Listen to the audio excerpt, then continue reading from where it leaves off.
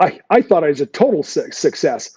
I have a diesel jeans model coming into my family in 2010, and I thought that was the biggest validation. She had other people in our church interested in her. She had offers from other people to marry her, and she absolutely believed in plural marriage, and she absolutely believed in me. She believed in our faith, and she came into our family with great hopes that in her mind now, I don't want to speak for her because she's not here and I don't want her to have to be interviewed, but I believe that she feels like she was naive.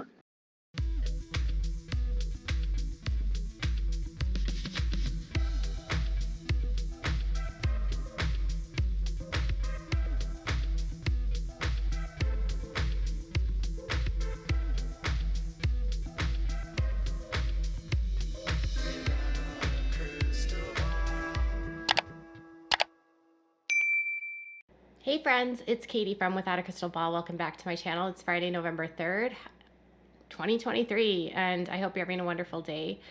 This week, there has been a lot of new clips coming out of Sister Wives, but the real tea comes from a interview that Kody Brown did on Mormonism Live. It's Mormon Discussions, Inc.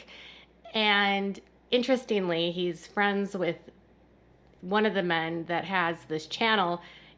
These guys are not at all into plural marriage, but Kody was given a platform to basically word vomit all over the place and say a lot of very interesting, that's a very mild way of saying it. It was very controversial. Kody showed a side of himself in an hour and 48 minutes of this interview where I was like, if this is the guy that we would see on the show, we would not like him. Kody is not even tolerable in short clips, but when you have to listen to him ramble for an hour and 48 minutes, you're like, wow, what this guy thinks and feels about society, what he thinks about women, what he thinks about plural marriage, what he views his view as a man and women's view as women. They don't discuss this on the show. Kody basically in the very, I don't even know, first half hour effectively objectified Robyn and qualified her as a trophy in many ways by saying that he was excited that a diesel model had joined his family. Like, he really believes that Robyn Brown was a model for diesel jeans. She was never a model for diesel jeans. Maybe he's using that as an example of, I believe she's a supermodel. She was not a model, by the way. She worked as, I believe, a health aide at a clinic before Kody, or a nursing care facility. Never a model. Now, Kody shared details about Robyn. He disparaged Robyn's second mother, and he got really testy when a caller asked him specifically about Robyn's ex-husband, David. So we're gonna go through a couple clips of his worst hits in this video. Can you please do me a favor and give this video a thumbs up? Make sure to subscribe to my channel if you haven't subscribed yet, and click on the bell so you can get notified of any time new content loads. After Kody basically admits that he viewed Robyn as a diesel jeans model, and this was the reason why he felt validated. Like, he used Robyn's beauty and figure as a validation of his success and who he was as a man. It was a trophy for him in many ways. And he then describes why polygamy will never go away and why men are actually naturally polygamous. He goes on a several minute sort of tangent where he discusses how men are polygynous and how women have something called hypergamy. Hypergamy is this practice that was centuries old, mostly practiced in cultures of patriarchy where women don't have rights. So it's not something specifically practiced today or ingrained in our society, but it's this idea that women are constantly looking to marry someone who has greater social status, wealth, money, strength. It's it was needed in a society when women could not purchase things, could not own things, had no rights to vote, had no rights to live on their own. They relied on men for income because they couldn't work.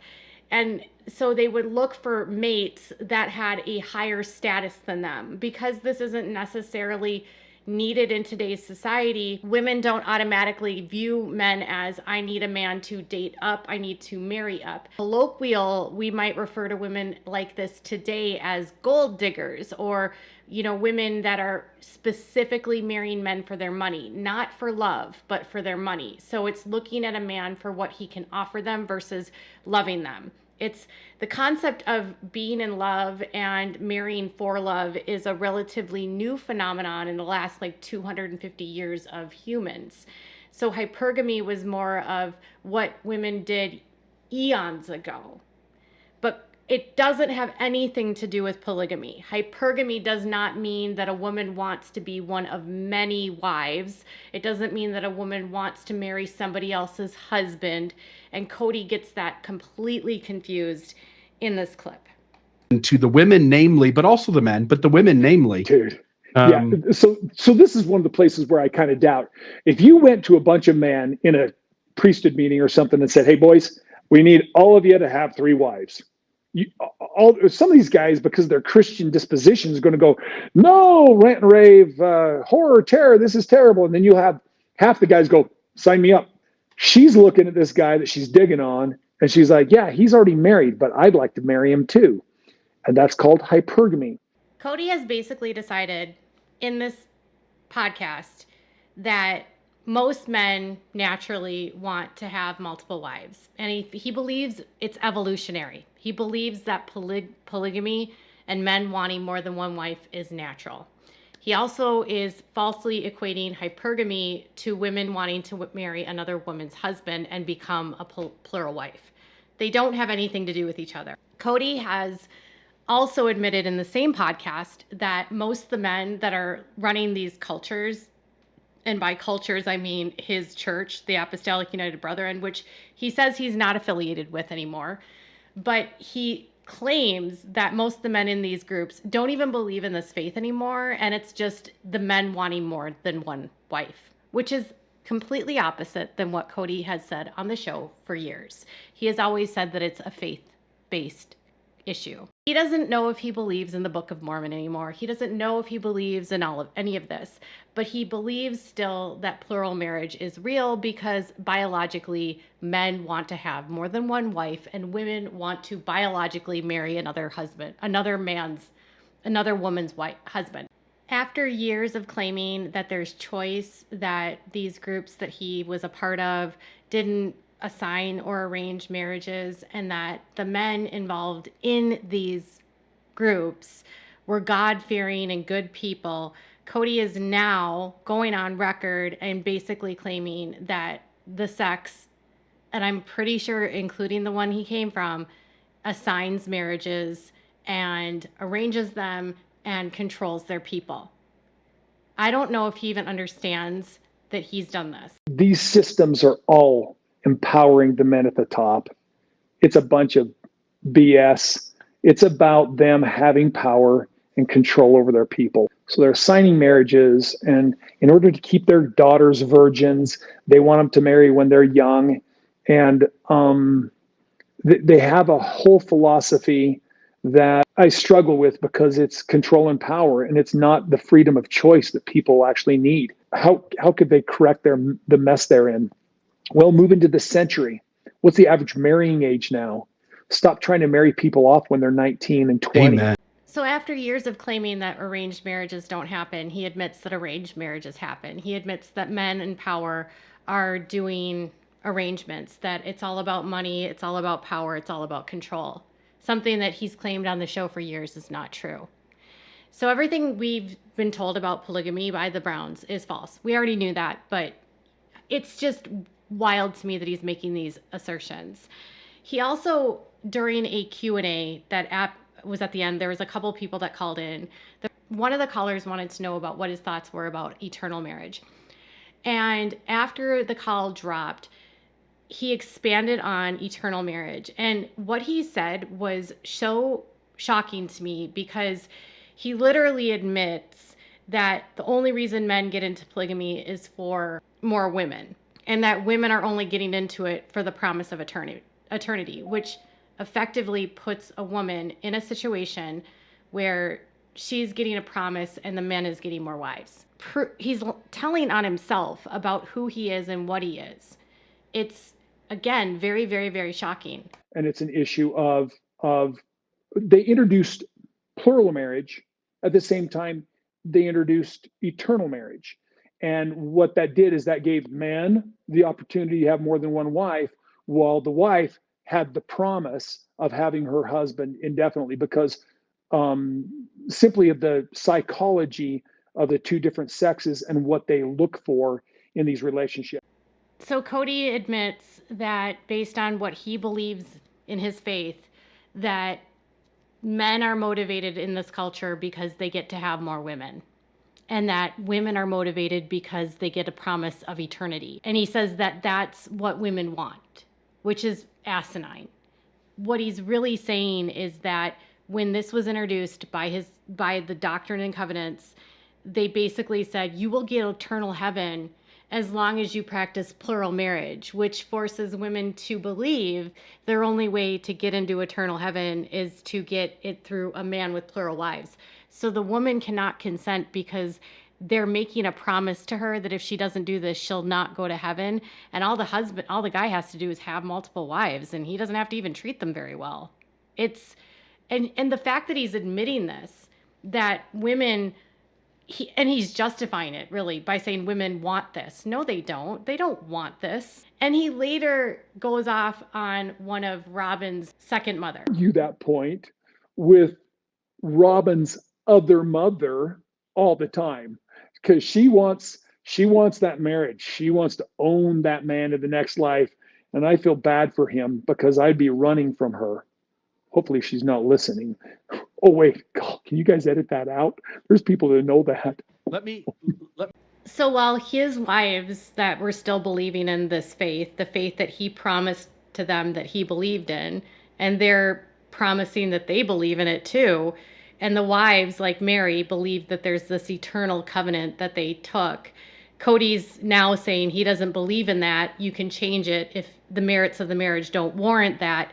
And then he says that one of Robyn's moms, like I think her sister mom, basically wants to still be connected to Robyn's dad, who's passed away.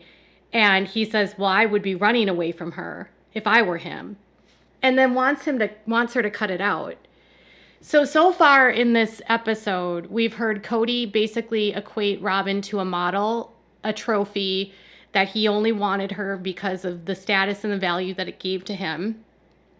And that men join these groups because they want to have more wives, that all men want more women.